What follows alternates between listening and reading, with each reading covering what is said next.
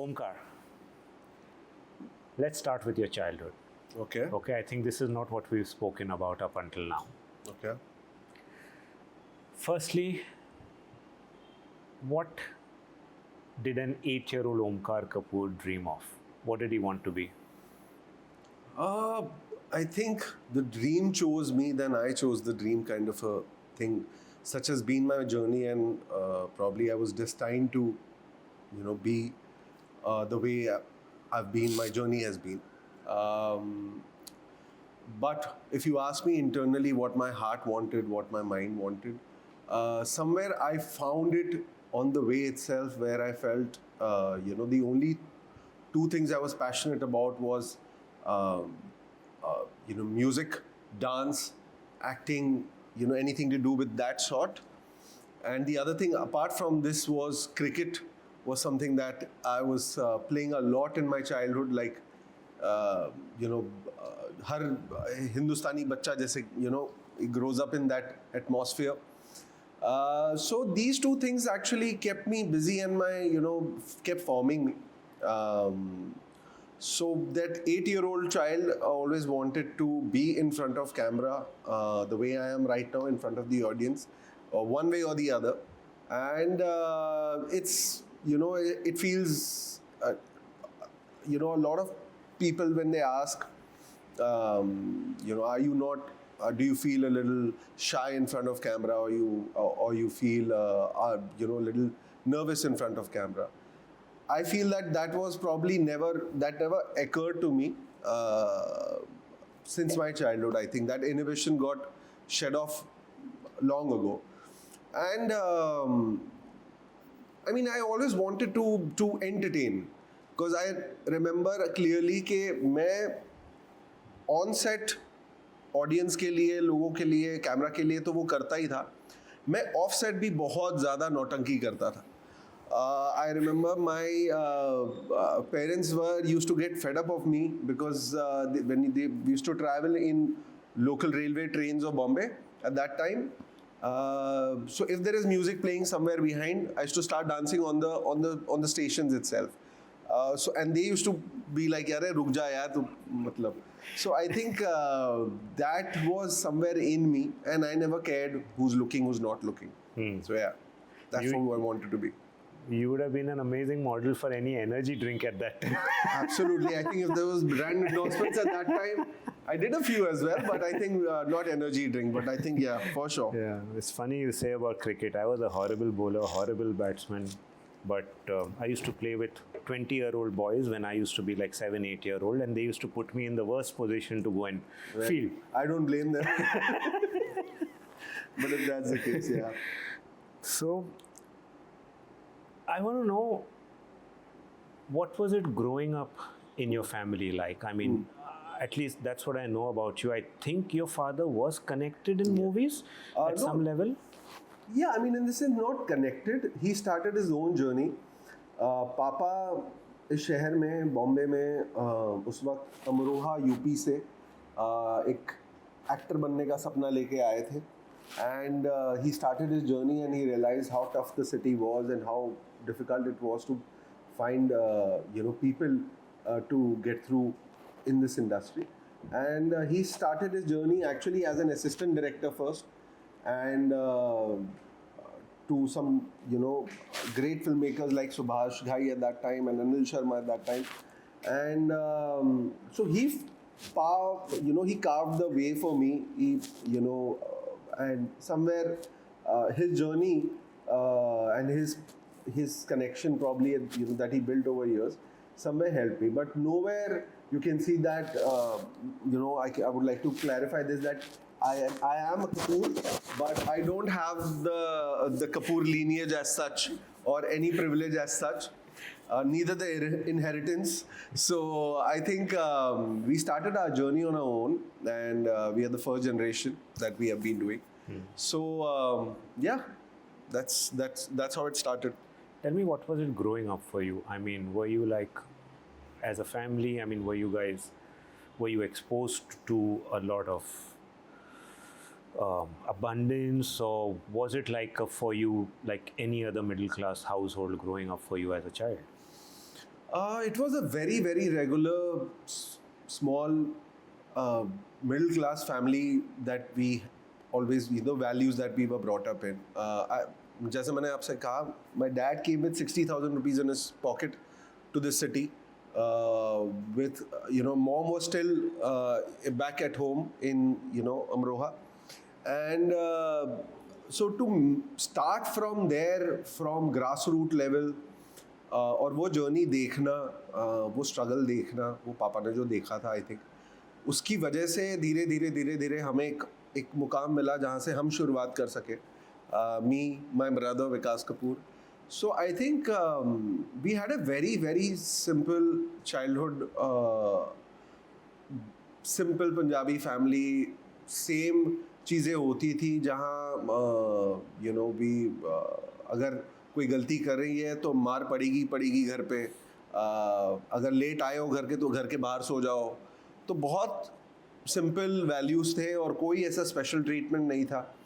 लोगों को लगता है कि मैं एक child actor, so called star रहा तो मुझे घर पे वो घर की मुर्गी दाल बराबर वाली बात है, I think. So I think I was treated just like any other child, at home at least. But on set, it was different. It was very, very special. Be it the filmmakers, producers, directors, co-actors, everyone used to treat me, pamper me a lot. So that was very special. So you said two brothers, two elder brothers. So you're the youngest of the three. Yeah. Okay. So what was your relationship with your brothers like? There's quite an age difference between my elder brothers and me. The elder one is 8 years old, 8 years difference, and the eldest is 10 years difference. I was the fluke child in my family. I believe so. I think I was the unplanned one. और जब मैं पैदा भी हो रहा था तो mummy चाह रही थी कि बेटा हमारे घर 2 बेटे हो गए, काश अब एक लड़की मिल जाए हमें, अब एक बेटी मिल जाए, और वो हुआ नहीं. पर I think that is I was protected a lot. I think my brothers were very, very protective about me, being the youngest. At the same time, if I did a mistake, I used to actually my brother, मेरे भाइयों ने बहुत मेरी पिटाई की है, mummy papa ने उतनी नहीं की, I think. तो it was very, very because मैं शैतान भी बहुत था. I think I used to do a lot of मस्ती in the house, outside. कुछ ना कुछ किसी ना किसी के बिल्डिंग में, किसी के घर में जाके कोई तबाही मचा के आया हूँ, और घर पे फिर वो लोग आए बोलने के यार आपका बच्चा. आई रिमेंबर मैं पड़ोसियों के घर में घुस के उनके फ्रिज खोल लेता था, उनके फ्रिज से खाना एप्पल ले जाता था. मैं बहुत ऐसा था. I was today when I look back I feel I was obnoxious but boisterous child completely. Yeah. So that's the similarity again. I mean, we are also. The difference is कि मैं मजला हूँ and I had an elder brother. Okay. And like you said कि parents wanted a girl but they got a girl. Okay. In my case. Okay. So the youngest daughter, apple of the eye, the firstborn, always the one who's protected and taken care of. सारी पिटाई responsibilities मुझे मिलती थी. Okay. But of course you're the youngest, so I think I've heard stories about you being pampered by your eldest brother till death. Yeah. A lot. In fact, that Diwali पे अगर नए कपड़े आ रहे हैं तो सबसे अच्छे कपड़े मेरे आएंगे, सबसे ज़्यादा पटाखे मुझे मिलेंगे, सबसे ज़्यादा होली पे बलून्स मैं फोड़ूंगा. तो और वो फुलाते थे बेचारे और मैं ले जाता था. मतलब I was like that. So yeah, those are the little things. So like you can understand that बहुत ही सिंपल टिपिकल पंजाबी फैमिली थी. हर संडे घर पे महीने में एक दिन ही नॉनवेज बनेगा. तो वैसे एटमॉस्फेयर में थे हम. गुरुद्वारे जाना, लंगर खाना, माथे टेकना. तो this was the ritual of our house. Nice. How did Masoom happen? I think Masoom happened by destiny and purely luck. I feel that here was this film that was a super hit in Marathi. The makers were trying to make that in Hindi, and they were looking for a child from Hindi cinema. And around that time, I was doing a show for Z TV at that time called Filmi Chakkar. And the maker spotted me, on that show. And they said that we are making a film with, with the stories about a young boy. And they spotted me there, and they said they felt that ये वो बच्चा है जो मासूम हमारी film में play करेगा, and I think that's how it happened. But obviously it was a life-changing complete moment for me. The success, the fortune that I saw and my family saw after that, I think things just changed from there on, and maybe it was God sent, purely God sent. I remember this because there was a sensational super hit song, Chota Bacha Jaan Ke Mujhko Na Tadpana Re. And I think at that time I used to chup chup ke main nightclubs jata tha. And I think one of the songs जो night ख़त्म होने से पहले जो बजता ही था वो ये गाना होता था. So I think you had become with that song probably an overnight sensation. You know, the country's probably the best thing. And even that's what I feel. I don't think, and I think I was having this chat with you, that I don't think I've seen any other child actor probably get that kind of attention and spotlight the way what you got. How did life change for you, Omkar, right after Masoom's success? Well, it obviously as a child आपको इतना पता नहीं चलता. You're just going with the flow. So for me, there was even in terms of as an actor, कोई ऐसा process या method नहीं होता था on set to play. I was just a child with instincts, and whatever I was guided by the director, I used to do it my way and have fun with it. But I think the peripherals of fame and success and मासूम के बाद जितनी शोहरत नाम मिला और वो that was something very overwhelming. जब मैं travel करता था across India, across the world, I remember that, I mean, people all over the UK and Belgium, places like that, used to recognize me, and I was surprised on being on the streets at that time कि यार यहाँ इतनी दूर 7 समंदर दूर यहाँ लोग पहचान रहे. So I think obviously it was very overwhelming at that time, and very, very special. On set, there used to be a lot of special treatment and utmost care taken by the makers on set. Post Masoom, suddenly I was the so-called star, which people felt I was, and so things changed. So I would say my childhood was very unlike other childhood normal, kids have, but it was special. Nice. Tell me what happened between Masoom and Pyar Ka Panchnama 2. How was life?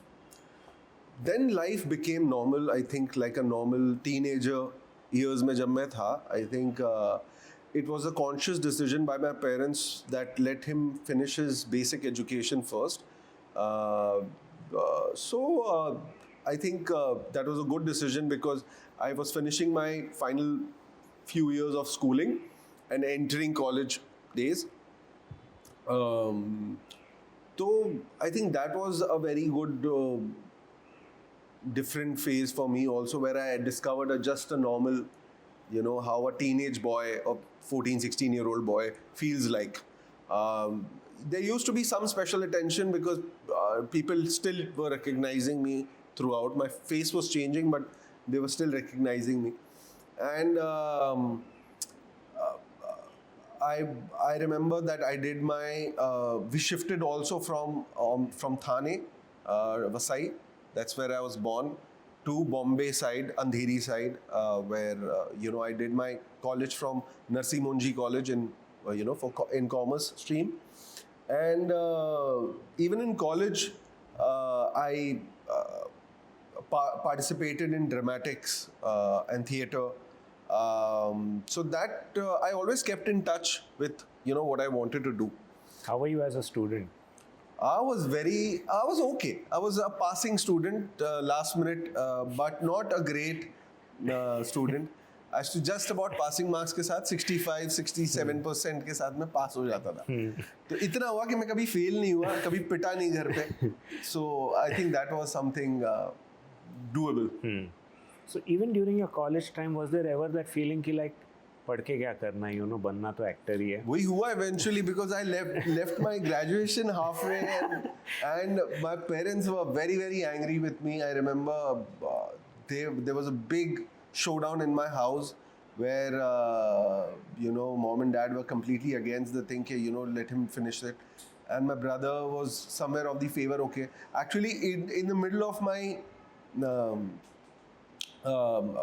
summer vacation of my 2 years passing through, I felt यार बहुत 3-4 महीने मैं खाली बैठ के क्या करूँगा. So I asked my brother to put me up somewhere as an assistant director because I just wanted to run back to a film set. In my head I was like यार ये मुझे debit credit commerce नहीं समझ आ रहा. I want to just go back to a film set in any way possible. If not an actor, as an assistant director, as a a DOP assistant or something, anything. So I somehow managed to bag an opportunity at the age of 18 and assist a director like Ahmed Khan. At that time he was making his first film as a debut director, and I managed to be on his film called Lakeer as a 10th AD. I started off. मुझे याद है कि मेरी salary उस time पे 2,000 रुपये per month शुरू की गई थी, but it was just the thing that I wanted to be back on a film set somehow. And Film City, when I touched back again, I remember at the age of 18, 19, it felt like how a kid feels in Disneyland. That's how I felt, and I wanted to just be there throughout.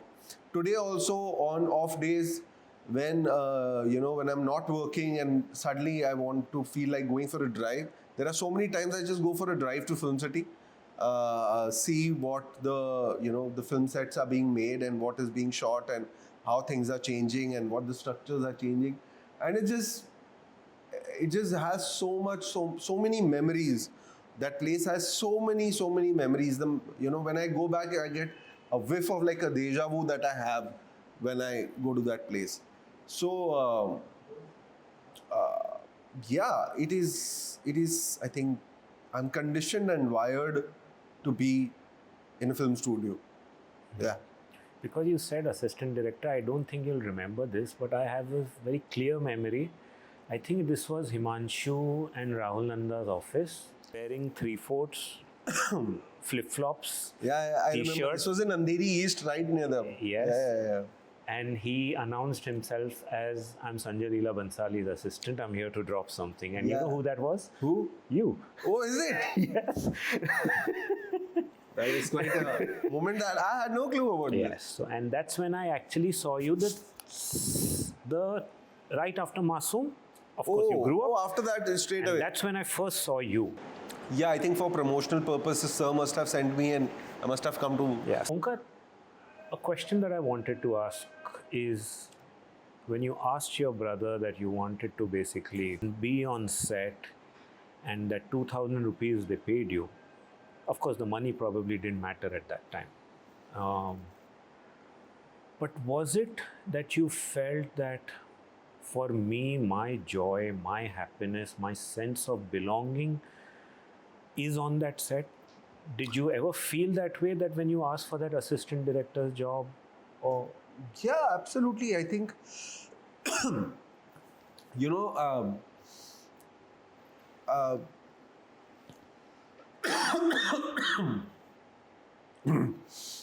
so as any person, when they ask me, यार,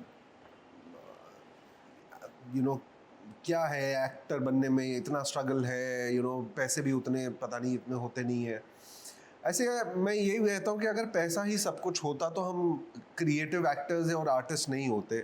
आई think we are a little something that the joy that we get in creating something, be it an actor, be it a painter, be it a musician, be it anyone, I think that joy can't be replaced or measured with money. So, coming to your question, yeah, obviously I was just um, excited to be back in that flow state of creative collaboration and trying to learn new things. Filmmaking had changed a lot from my childhood to my second innings that I started off. So I wanted to learn. I understand. The cameras had changed, the lights had changed, the set designs had changed, the storytelling had changed. So the joy for me has always been about that rather than anything else. So yeah, I mean, I used to find textbook reading in terms of my basic commerce graduation education very boring, and I was very very tired of it. So yeah, I just went back into it. This is how I look at it. I've seen actors who probably come from nowhere and they struggle and they go on to become established actors. Then there is the people who are born in film families and then they get that fancy launch pad or something. Your story is completely distinct from theirs, okay? And it's got two facets to it. A, you come from a non-film family and you saw this massive cult-like success in Masu. Yeah. From then on, obviously, there were those expectations for you that eventually to actor hi banna hai, and then to harbor those expectations through your growing up years is again in itself a challenge, because there is a constant dialogue between your external self and your internal self. So I see that as more challenging. Yeah. I want to ask you is, till you signed your first film as a mainstream actor,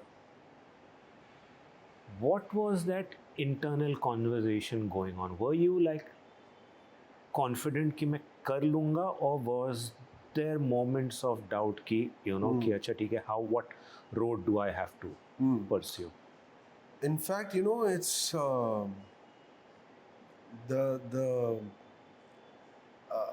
the good part of being naive is your or good or the something that it doesn't occur to you when you're young, when you're full with enthusiasm, that you don't want to look, or you don't look at the pros and cons of, or you don't measure that, I think. So when I started off my journey again at the age of 18 to become a leading actor once again and start my second innings, and I was looking for a right leading project to start my second innings again, I was extremely confident, and I was a horse with blinkers, and I knew it somewhere, probably. And I think when we discuss about the art of visualization, I think somewhere I just felt it, that I've done it before, I've proved it to the audience before, and it's just a matter of time, and I will do it again. And I think my immense self-belief in that somewhere made it happen, probably, where I think, when you're striving something really hard for something, and when God also sees that, this boy of mine is really, really, really striving hard for it, somewhere in your journey, he'll align things for you. Absolutely. So I think that was purely the case. Before Pyar Ka Panchnama 2 that happened in my life, and started my second innings again as a leading actor, there were a lot of auditions and rejections and struggle that I went through. But it wasn't feeling, tiring or anything like that. I was taking it as practice. I was like, okay, this is just a practice session. This is just the net practice that I'm having. And I'm just, one step away from getting there. And I didn't look at anything else at that time. And I don't know, it just, today when I look back at that journey and that phase especially, man, so many auditions. Properly, like एक जो नया लड़का इस शहर में actor बनने आता है तो ऑडिशंस के धक्के खाता है. मैं आराम नगर के मतलब 400-500 auditions, going to Mahalakshmi Studios to I think, and I had to start from scratch because I remember that I wasn't really getting any special attention at that time or that special treatment because you've been a child actor. People somewhere knew, okay, you're the same boy, but I wasn't being treated differently or anything like that. So that was the main, actually, if you ask me, that was what was going on internally. Okay, you know, this is how the industry functions. And that reset button, it took me some time to understand that, Omkar, you have to start from scratch. There is nothing that is going to be served to you on a platter out here now anymore. So might as well, just make the most of it and just be focused. You know, we have done it before. You'll do it again. It's as simple as that. And somewhere the persistence, somewhere the resilience was fruitful. Yeah. No, it was fantastic. So, for the people who are listening in, I call this delusional optimism. You know, it's basically sometimes you just have to be delusional in your pursuit. Absolutely, I think. They say that artists have to be a little crazy to believe in what they're trying to do, because the world is telling you completely otherwise in every way, at every step, at every decision of yours. So the only person, who can pick yourself up is you, your own self. And it's a day-to-day process. It's a day-to-day journey that we all go through as actors, with the amount of rejection we face, with the amount of persistence we built in, with the mindset that how thick-skinned that we have to become. I think even I'm learning, to be honest. And but I mean, काम वो करो जो आपको पसंद आए, जिसमें मजा आता हो. It's as simple as that. If not an actor in films, I would be probably doing well in the OTT space or the television space, or maybe in South, maybe in other regions of films. I don't know. This is what I know. This is what I can do, and I'm good at it, and I enjoy it. As simple as that. You said you started looking for work at 18. How long did it take you to get PKP2? Good 7 to 8 years. Okay. Did you ever feel, when you faced rejections, when you faced those setbacks, did you ever feel some kind of self-doubt, some kind of... No, in fact, self-doubt never came in. Because I had, had that connection with the audience before, so I knew that it's just a matter of time where I find that connection and that right opportunity to form that connection again, where they give me that love back again. So I was this kid who was hungry for audience's love, which I am even till today. I think that is what drives me also. As an entertainer, to get that love from audience is one of the most beautiful things as an artist that you can get. No amount of money or no amount of anything else can be compared to that. So what I'm hearing is that because you had evidence that if you've done this as a child actor, it's just a matter of time. Absolutely. And there were very close misses before Pyar Ka Panchnama 2 also. There were 3 or 4 big projects which have happened to go on to be, some of them have been blockbusters, some of them have been flops, where I was almost finalized, things were locked. So I didn't have any self-doubt, but I did have a lot of heartbreaks. I remember that things were very close. I was almost signed on to the films, and workshops had started off, and photo shoots were done, and just about going on floors in 1 month. And somehow the project didn't take off. And somehow I was probably replaced. And somehow some star kid came in and took that part. So those were the moments where I felt that, I should have got this opportunity. But never sold out till today. I don't doubt myself as an actor or my ability as an actor. I doubt other things, probably, but I'm also learning. This is a journey. I'm also learning what are my shortcomings, what are the things that I can improve upon, what are the things that is needed for the long run of being an actor in this industry. So, yeah. That's amazing.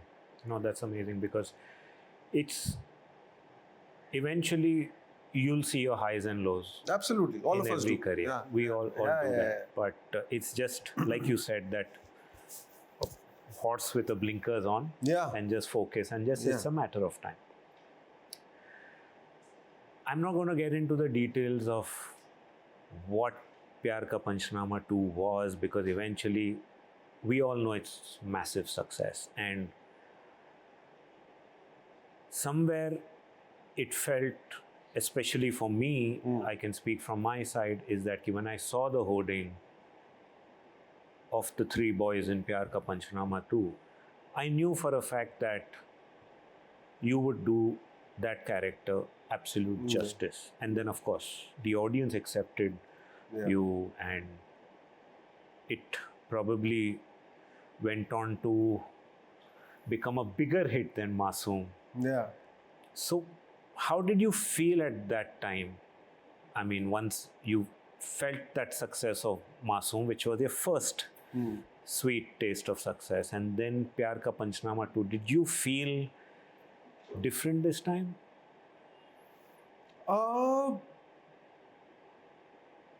I mean, yeah. As a child, the success never. I was not in a state to absorb it, because obviously I was a kid, around 11, 12-year-old boy. But obviously, when you work consciously for something, which I did in my teenage years, did my struggle. And then when I managed to achieve the success with Pyar Ka Panchnama 2, it did feel obviously very, very overwhelming, and again, like a breather I took, because I was striving so hard to get that opportunity once again. So I remember I took a breather, and then I got into, that space where I want to now.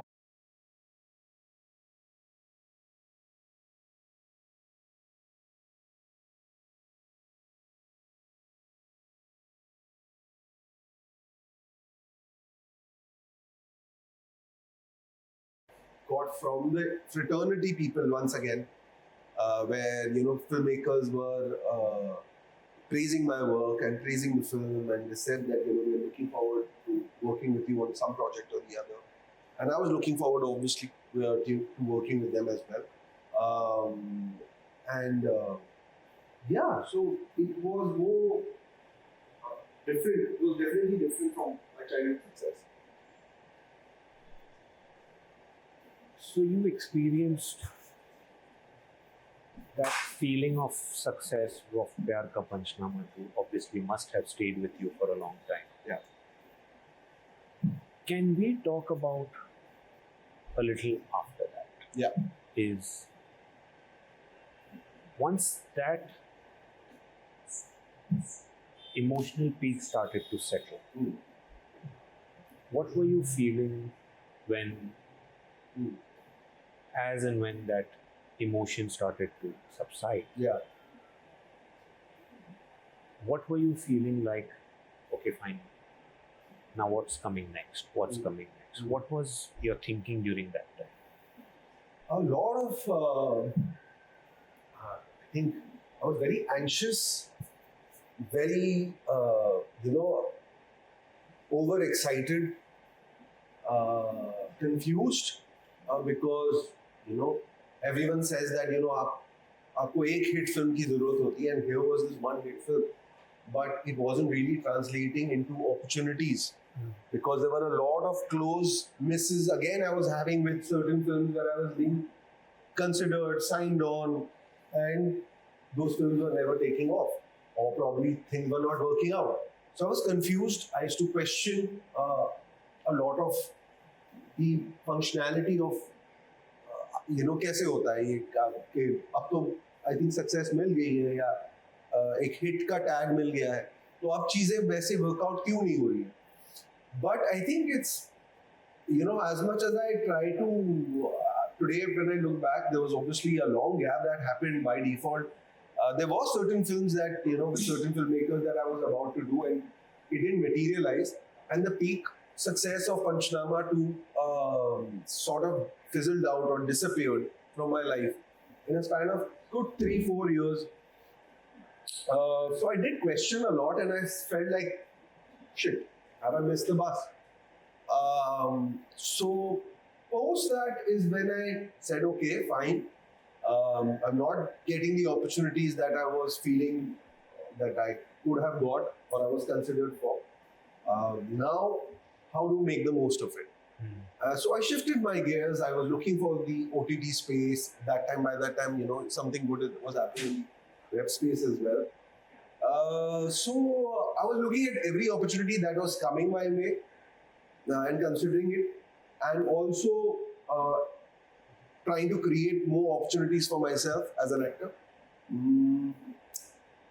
So yeah, but somewhere things didn't materialize. Or I think it was probably just Kismat once again, where things didn't go the way I expected it to, or people expected it to for me, for my career.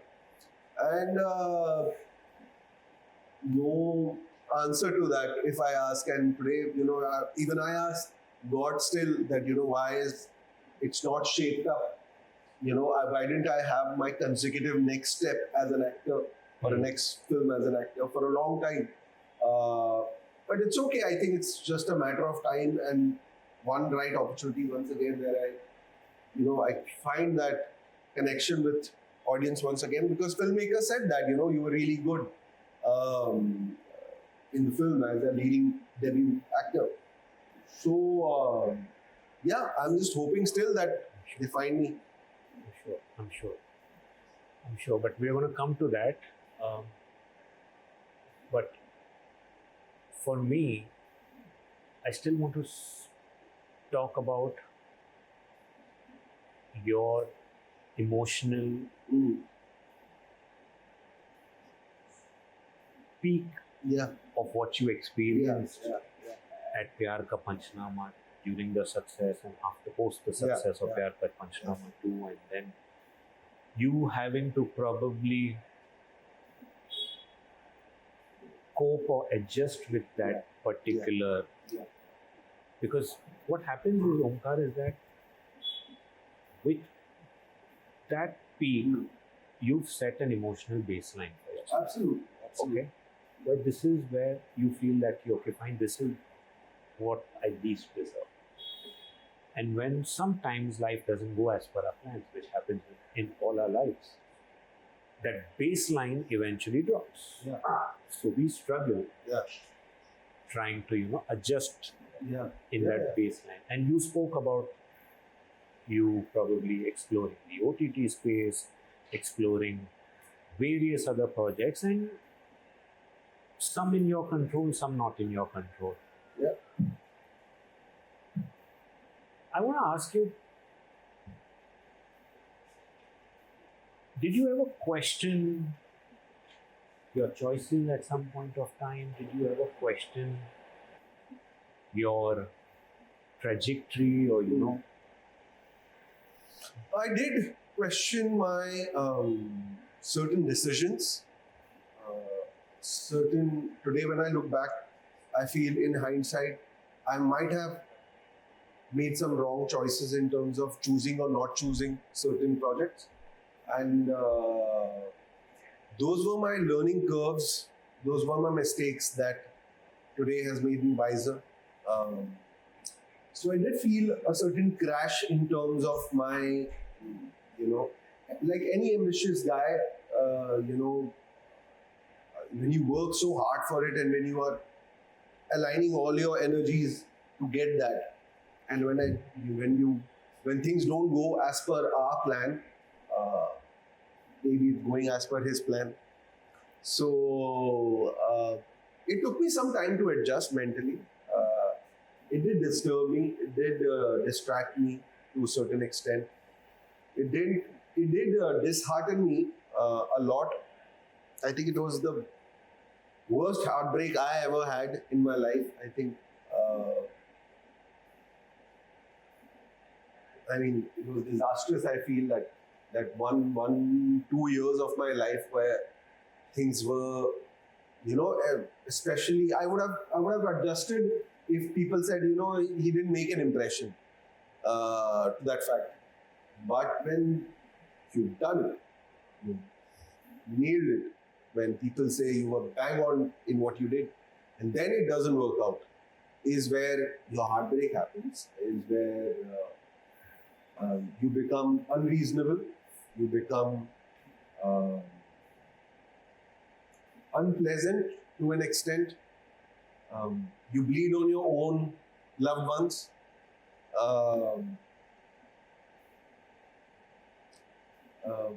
Yeah, so it was quite a disruptive time that I had with myself and with others around me. And,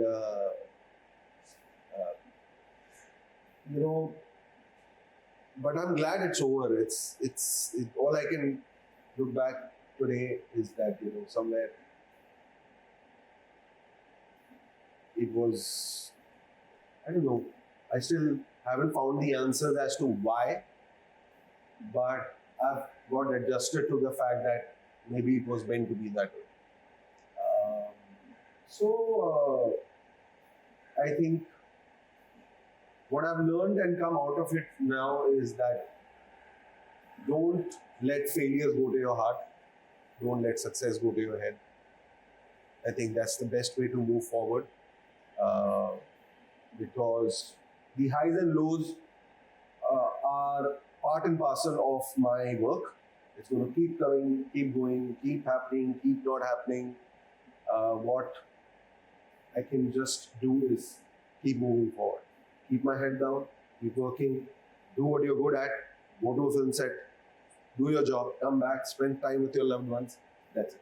Omkar, when you look back at that particular period, did you ever feel that high, that state, that peak state was gone, or will it ever come back?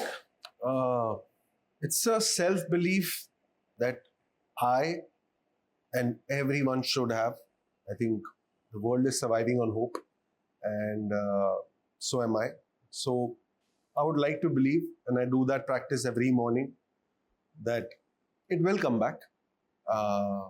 And I have to work probably doubly hard for it this time, because success is not something that you buy it. It's rented, and you have to constantly work for it as long as you want to have it. There have been days, there are low days, or there are moments like that where I feel that will that time ever come back, or will that will I have that success once again? But I don't let it hamper my confidence as an actor. I don't let it hamper my journey. I make practical decisions. I do my learning bit, but also at the same time learn from your mistakes, become a better human being before even an actor. I feel because somewhere in that journey, I think कोई देख रहा है या नहीं देख रहा हो, I think वो देख रहा है. और जब ऊपर वाला आपको देख रहा होता है और आप अपने आप के साथ, अपनी जर्नी के साथ ऑनेस्ट रहते हैं, कोई चीज़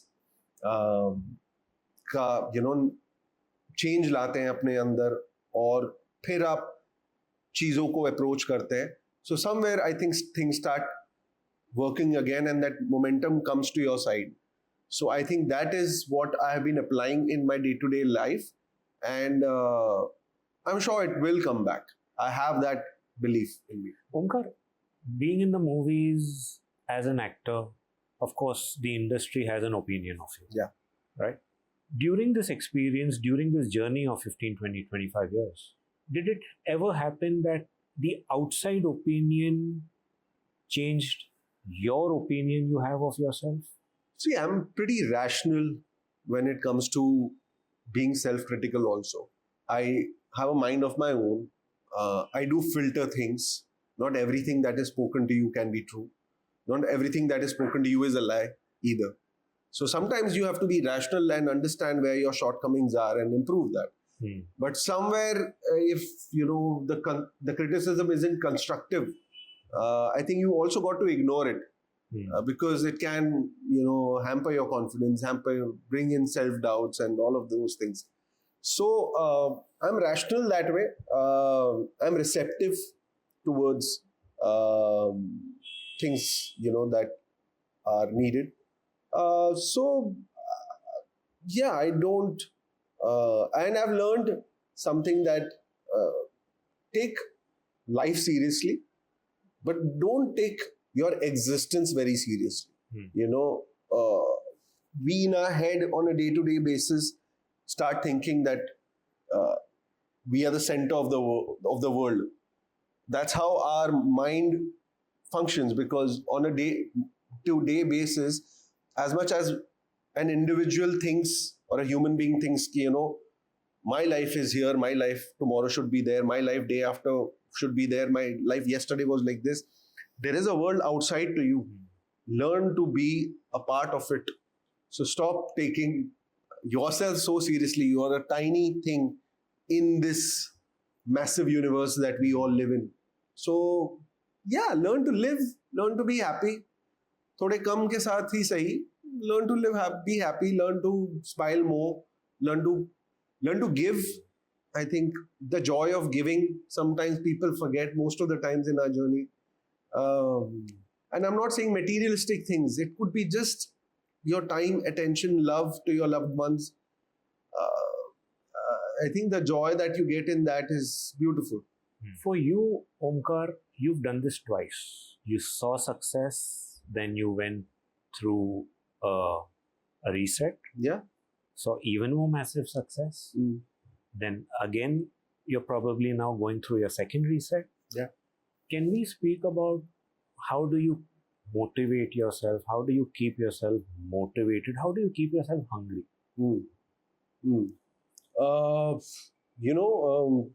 Before I go away from this world, let me put it this way. That's a long time. Whenever it is, whenever it's written in my journey. But I feel before I go away from this world, I don't know the wealth I might have or not. I don't know the other things I might achieve or not. The one thing that keeps me hungry and the one thing that keeps me going is that I want people to say that, this man is a great, great actor. And even hopefully when I go away, people should remember me as who I was, to what I created, how I impacted. That is a memory that I think I want to leave with people and go away. So that is something that keeps me driving, that I feel I have a lot of things in me to explore and express on screen for the audience, for the world. And it can only happen through opportunities. And people have just seen the tip of the iceberg, I feel. So I want to rise above and show it to the world. And that's what keeps me going. I feel that hopefully I'm able to do that. And in the same time, meanwhile, lead a good life for myself and, for my loved ones and for my family and everything. That's beautiful. That's beautiful, because it tells me that ups and downs are part of everyone's life, but eventually at the core of it, your identity is that you are a fine actor. I think, and that identity is something, if it's imbibed in your soul, in your consciousness, that will probably help you overcome any Yeah. period. So that's beautiful, and that's probably for every one of us. And it's if we incorporate that in our lives, Yeah.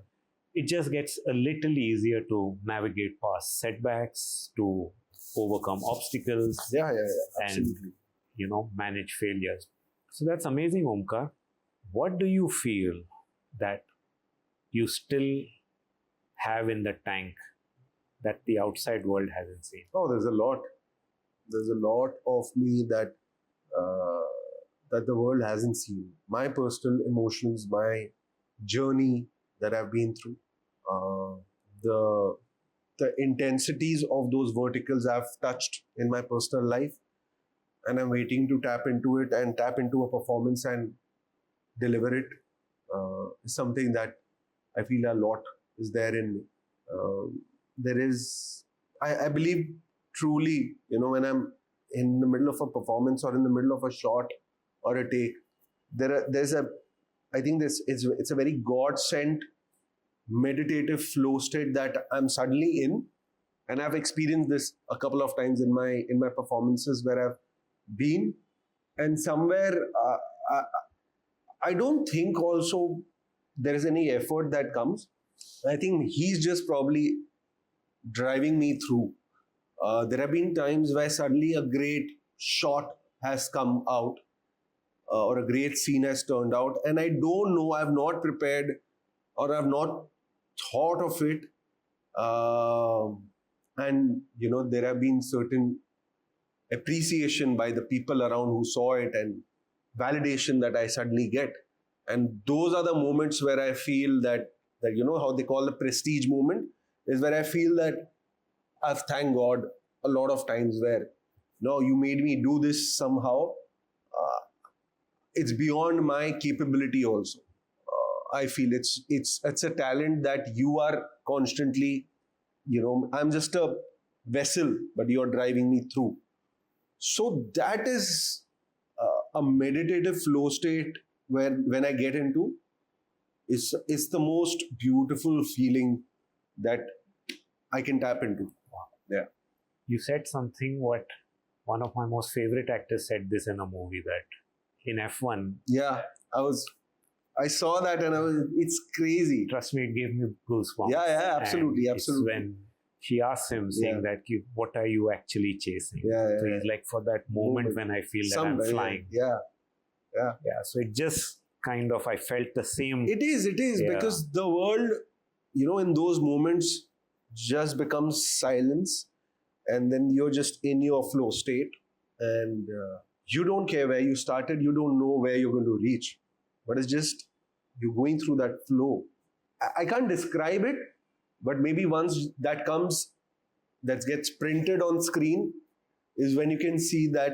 When I also see it later on screen, I see, shit, did I do that? How did I do that? Even I don't know sometimes. That's why I say, somewhere talent is God gifted, and you should value that. You should appreciate that. You should thank God every day for that till you have it, because it's a gift that you're given. You're not, you don't. You can skill it. You can educate yourself about it, but it's God given, I feel. Omkar, are you even more hungrier today? Yeah, it is. Yeah, it's. I'm a child without his favorite toy currently, to put it in simple words.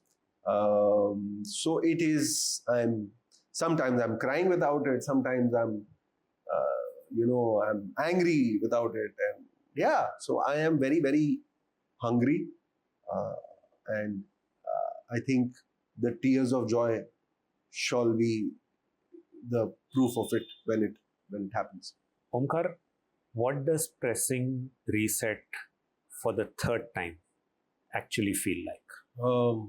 This time with more experience, more wisdom, more stillness and calmness, and finding that old self again.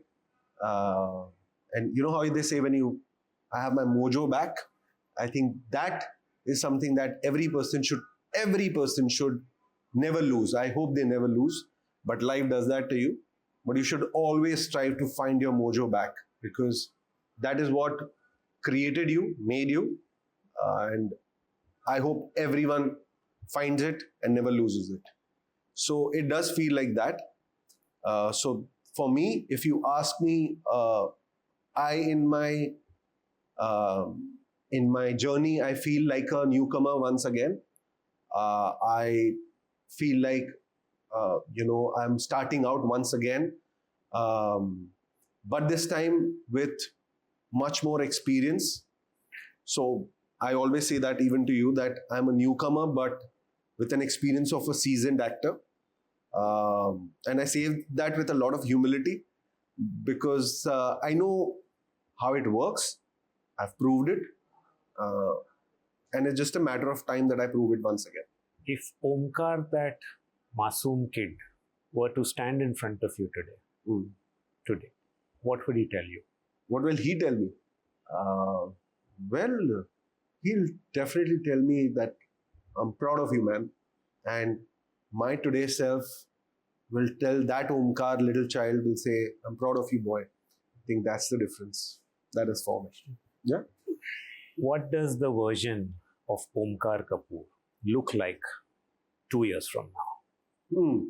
Back in his element, wise from here, young from here again, because it's important to balance these two and keep going with these two, I think. Don't let your inner child fade away, ever, ever. I feel that this is a learning that, because I think that's what keeps you alive. That's what the thrills, the everything. So 2 years from now, maybe in a much better place and position that I am right now in, more enriched, more stable, more successful, hopefully, more joyful, I think. Yeah. Would you like to say something to an aspiring Omkar who today is probably looking at making a career choice in acting? What would you tell him? Or her? Or her? Okay. I think by now, at this age, we find our calling, and we know what makes us happy. We know what will keep us going. And it's a journey. I'm no Baba to give any gyan. I think today's generation is much more wiser, much more sorted, much more disciplined. So just find your own, momentum with your own mistakes, with your own, achievements. But just know why you want to be, have the reasons right for it. Just be a better human than you were yesterday. We in our chase tend to forget that, and I think somewhere the world makes us very, very brutal or cold or detached. This is something that we all become in our journeys, that we slowly start becoming detached. And as an actor, I feel that I am trying to also re-imbibe those things in me, because I feel that human bonds and attachment is necessary to keep that human being alive. So keep that human being alive in you, that good human being alive in you, and because we all were born with that, we all had that instinct, and with world and with the struggle and with everything, that gets taken away. So that's why I always say, keep the inner child alive. Don't let it go away, because the world might be doing whatever it does, but you be at it. So I think keep that going. Rest, everything will be taken care of. And in the great Three Idiots films way, just say all is well. Awesome. That's awesome. I think we went. Do you want to add something? No, I'm good. I think, it was fun chatting with you as always. On camera or off camera, we've always had fun, and always shared some insights to our journeys. So I'm glad, and I hope that life, with Rohan gets elevated, like we all know, and it should, because that is how the pursuit of being should be. Awesome. Thank you so much, Omkar. Thank you Thank for you. being a part of this Thank you. and being a guest on my first show. Thank you. My honor to be here, actually. So, guys, one thing that actually struck me in this conversation with Omkar was that it gets extremely easy in business, in industries, in our jobs, that we tend to tie our worth to the external validation what the world gives or puts on us. It's happened to me on multiple occasions during my time as a writer, during my time in the movie business, or even now, that sometimes when things don't go as per plan, that we tend to feel a little empty, incomplete. We tend to doubt ourselves from time to time. But what actually brought out in this particular conversation with Omkar is how he successfully managed to not let the outside opinion affect him, not let the external results question his worth. And I think that's what most of us or everyone in our life should do. So I hope you enjoyed this particular episode. Please do subscribe. Please do leave your comments. Please do give me your feedback. What can I incorporate, or what would you like me to speak on in this show? And I would be happy to do that. Thank you.